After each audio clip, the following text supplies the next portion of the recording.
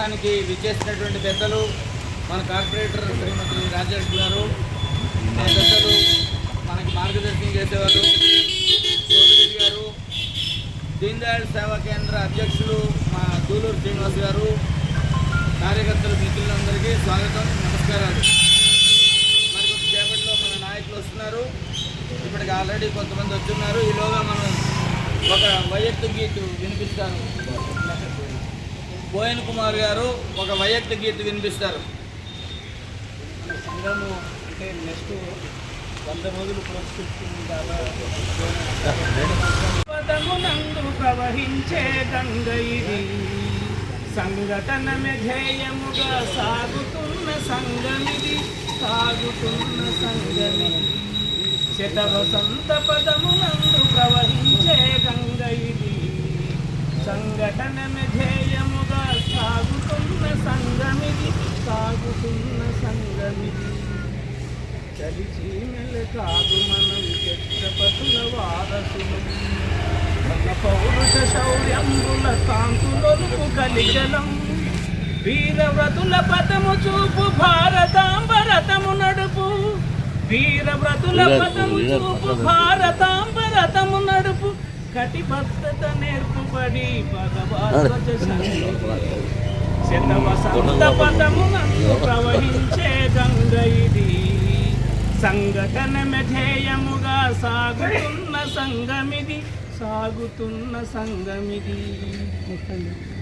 తుఫాను ప్రళయాలకు ఎదురొట్టిన శాకలం, ప్రతి క్షణము సేవ కొరకు పరితపించు సైనికులం, కుల మతాల కంచె చెరిపి హిందూ హిందూ బంధువంటూ, కుల మతాల కంచె చెరిపి హిందూ హిందూ బంధువంటూ, ఒకే తల్లి ఒడిన ఎంచు సంస్కృతి జలధారకం. శతవసంత పదమునందు ప్రవహించే గంగ ఇది, సంఘటనమే ధ్యేయముగా సాగుతున్న సంగమిది, సాగుతున్న సంగమిది.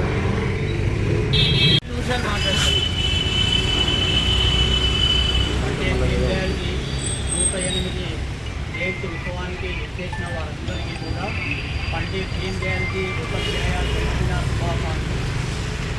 పండిత్ దీన్ దయాల్జీ శ్రీకృష్ణ భగవానుడు జన్మించిన ఉత్తరప్రదేశ్ రాష్ట్రంలో మధురానగర్ చంద్రబాన్ గ్రామంలో రామ్ ప్యారీ మోహన్ లాల్ తండ్రి భగవత్ ప్రసాద్ పల్లి రామ్ ప్యారీ దంపతులకు 1916లో సెప్టెంబర్ 20వ తారీఖు నాడు జన్మించాడు. పండిత్ దీన్ దయాల్జీ గొప్ప దార్శనికుడు, మహాదర్శకుడు, ఆదర్శ కర్మయోగి, విలక్షణ ఆలోచన కలిగినటువంటి ఆలోచనాపరుడు, దూరదృష్టి కలిగినటువంటి గొప్ప రాజా నీతిజ్ఞుడు. మరి అటువంటి వ్యక్తి పసితనంలోనే ఎన్నో కష్ట నష్టాలను అనుభవించాడు. చిన్నతనంలోనే తండ్రిని కోల్పోయాడు, తల్లిని కోల్పోయాడు, తమ్ముడిని కోల్పోయాడు. అందరినీ కోల్పోయి స్వగ్రామానికి దూరంగా అమ్మమ్మ గారింట్లో, తాతగారింట్లో ఆయన బ్రతికాడు. అంతలోనే తాతగారు కూడా స్వర్గస్థులయ్యారు. అంటే ఆయన ఎన్ని కష్టాలు అనుభవించాడు చూడండి. తల్లిని కోల్పోయాడు, తండ్రిని కోల్పోయాడు, తమ్ముని కోల్పోయాడు, తాతను కోల్పోయాడు. ఆత్మీయులందరినీ పోగొట్టుకొని ఆత్మవిశ్వాసము పోగొట్టుకోకుండా మంచి ధ్యేయనిష్టతోటి, మంచి సంకల్పంతో ముందుకు సాగాలనే ఆయన సంకల్ప ఆశయానికి అనుగుణంగా తన జీవితాన్ని భారతమాతకు త్యాగం చేశాడు. ఆయన చిన్నప్పుడు 12 సంవత్సరాల వయసులో ఉన్నప్పుడు వారి అమ్మమ్మ గారి ఇంట్లో దొంగలు ఆక్రమిస్తారు. ఇంటిని దొంగలు వస్తారు. దొంగలు వచ్చినప్పుడు ఈయన చెప్తాడు, ఏమయ్యా మీరు దొంగలు ధనికులింట్లో ఉన్నవారింట్లో దోచుకొని వెళ్ళాలి, ఏమి లేని మా పేద ఇంటికి వచ్చారు, ఏం చేసుకొని వెళ్తారంటే ఆ మాటలకు దొంగలు ఆ మాటలు విని అక్కడ నుండి విశ్రమిస్తారు వారు. అట్లాగే ఆయన చదువులో కాన్పూర్లో ఆయన 1వ క్లాస్ నుంచి ఇంటర్మీడియట్ వరకు ప్రతి దాంట్లో ఫస్ట్ క్లాస్లో పాస్ అయ్యేవాడు. అట్లనే కాన్పూర్లో సనాతన ధర్మ కళాశాలలో BA విద్యాభ్యాసం పూర్తి చేసి BA విద్యాభ్యాసం పూర్తి చేసుకుంటూనే తోటి సహచరులకి పేదవారికి ఉచితంగా విద్యాభ్యాసము చేసేవారు వారు. అట్లాగే ఆయన MA ఫస్ట్ క్లాస్లో పాస్ అయ్యాడు. ఆయన దగ్గరి బంధువు అనారోగ్యం పాలు కావడం వలన మధ్యలోనే MA చదువును మాన్పించవలసి వచ్చింది. అట్లాగే 1937లో కాన్పూర్లో రాష్ట్రీయ స్వయం సేవక్ సంఘ్తో ఏర్పడిన పరిచయం కేశవ బళిరామ్ హెడ్గవార్ డాక్టర్జీ గారితో పరిచయం ఏర్పడి ఆయన స్వయం సేవక్గా ఉండి 1942వ సంవత్సరంలో మన రాష్ట్రీయ స్వయం సేవక్ ప్రచారకగా ప్రారంభించి ధ్యేయ నిష్ఠతోటి ఆయన తపనంతా భారతదేశమాతకే తపన, ఆయన పడిన తపన ఒక నిజమైన దేశానికి సేవ చేయాలనే ఒక నిజమైన స్వయం సేవకునిగా భారతదేశానికి సేవ చేసినటువంటి వ్యక్తి రాష్ట్రీయ స్వయం సేవక సంఘకి దొరికాడు. అట్లాగే ఆయన చాలా విషయాలను బోధించాడు. ఆయన పత్రికను కూడా ఒక మాసపత్రిక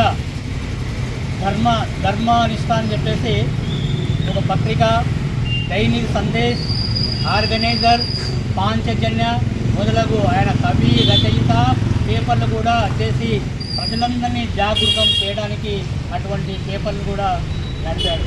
అట్లాగే ఆనాటి కాలంలో పండిత్ జవహర్లాల్ నెహ్రూ ముస్లిం సంతుష్టీకరణ, హిందూ వ్యతిరేక విధానాలకు విధానాలను వ్యతిరేకించి 1951లో డాక్టర్ శ్యామ్ ప్రసాద్ ముఖర్జీ జనసంఘ్ పార్టీని, అఖిల భారతీయ జనసంఘ్ పార్టీని స్థాపించాడు.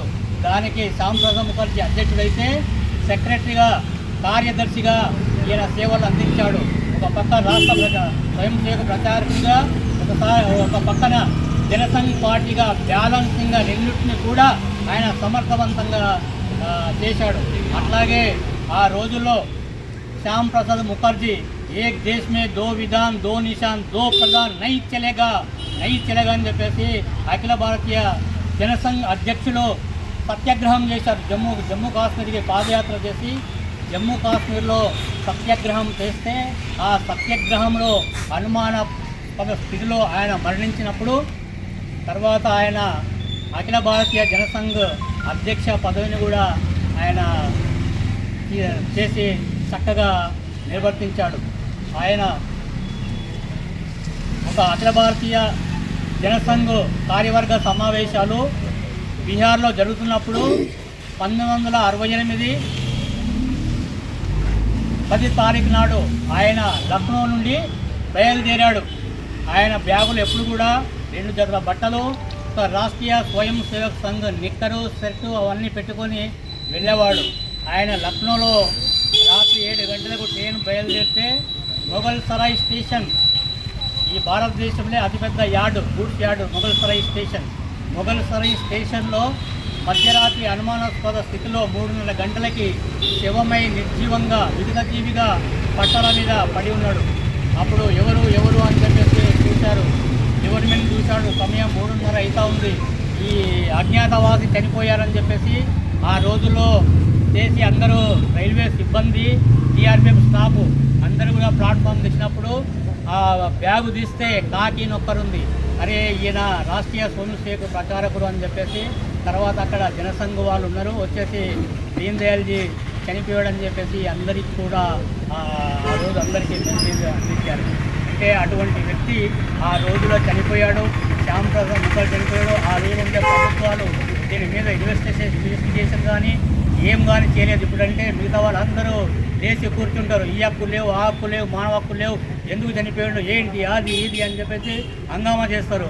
ఆ రోజుల్లో నిశ్శబ్దంగా శ్యామ్ ప్రసాద్ ముఖర్జీ చనిపోయినా, డాక్టర్ దీన్ దయాళ్ ఉపాధ్యాయ చనిపోయినా ఎలాంటి ఇన్వెస్టిగేషన్ ఆ రోజు జరగలేదు.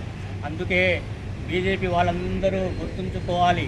ఆ రోజు ఇప్పుడు ఉన్న ఉత్తరప్రదేశ్ ముఖ్యమంత్రి యోగి ఆదిత్యనాథ్ గారు ఆ మొఘల్ సరాయ్ స్టేషన్ని నామరూపాలు కూడా చేసి ఆ బోర్డులు, ఆ ప్లాట్ఫామ్ మీద ఉండేటువంటి నేమ్ బోర్డులు అన్నింటినీ తొలగించి మొఘల్ సరాయ్ స్టేషన్ని పండిత్ దీన్ దయాళ్ ఉపాధ్యాయ రైల్వే స్టేషన్గా నామకరణం చేశారు.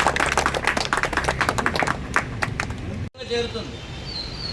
విశేషం ఏంటంటే ఆ అంత్యోదయ పథకం దీన్ దయాళ్జీ యొక్క కళ, ఆయన స్వప్నించారు, దాని గురించి చెప్పారు. దీన్ దయాళ్జీ ఏకాత్మ మానవతావాదము అనేటువంటి వాదంలో 5 చాప్టర్లలో అంత్యోదయ అనేటువంటి ఒక చాప్టర్. అద్భుతమైనటువంటి ఆలోచన విధానం అంత్యోదయలో ఉంది.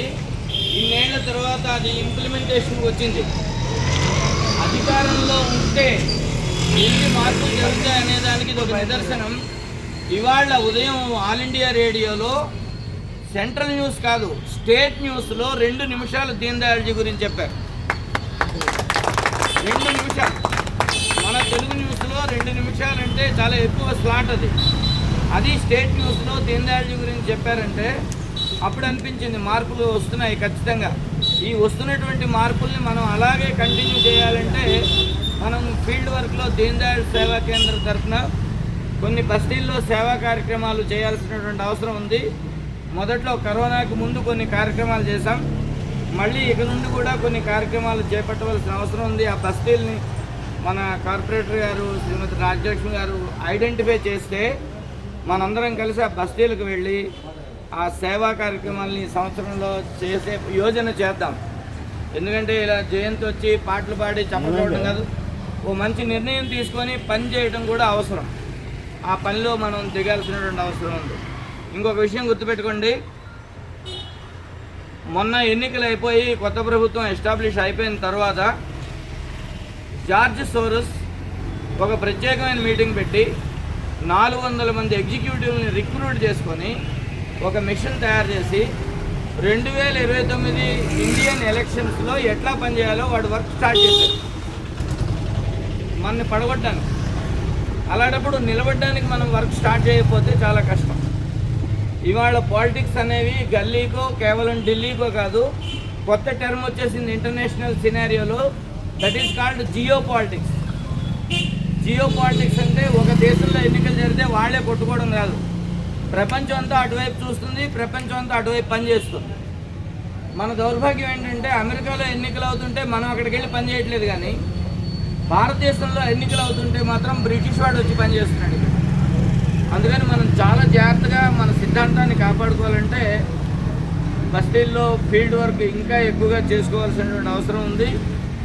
చేతిలోని పవర్ లేకపోతే ఎన్ని సిద్ధాంతాలు వల్లించినా వ్యర్థం, అవి కేవలం శాస్త్రం వరకే ఉంటాయి. కాబట్టి అటువంటి పవర్ఫుల్ హ్యాండ్స్ని మనం నిర్మాణం చేసుకోవాల్సిన అవసరం ఉంది. అది ఇప్పుడు మన నాయకులు వచ్చేస్తారు 2 నిమిషాల్లో మనం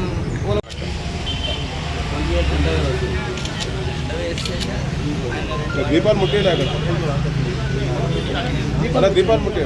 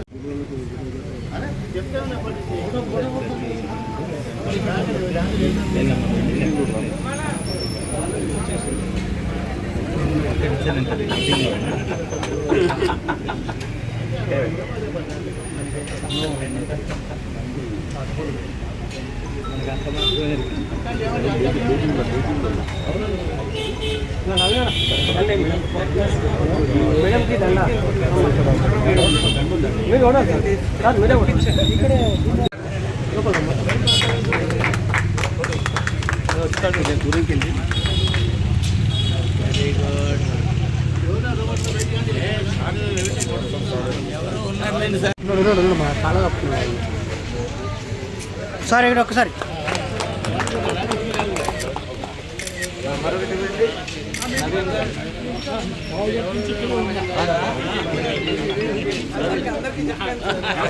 మధ్యాహ్నం లేదండి.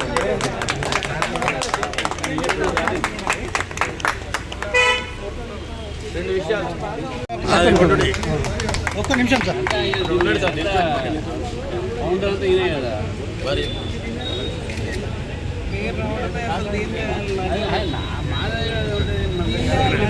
ఒక నిమిషం సార్.